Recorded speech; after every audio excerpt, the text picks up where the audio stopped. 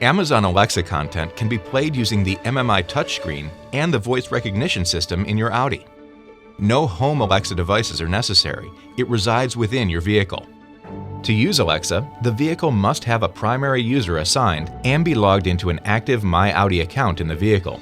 Registration of the primary user must be completed by an authorized Audi dealer. To use Alexa features, with the vehicle in park, select User, My Audi Login, then enter the username and password for a registered My Audi account.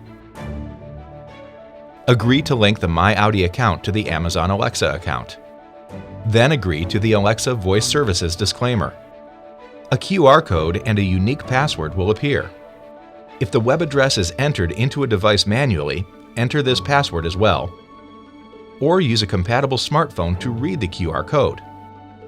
A link to the Amazon login site will appear on the smartphone. Select it. Enter the Amazon username and password.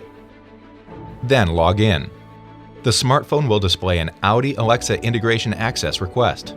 Select Allow. The MMI touchscreen will verify the Alexa connection.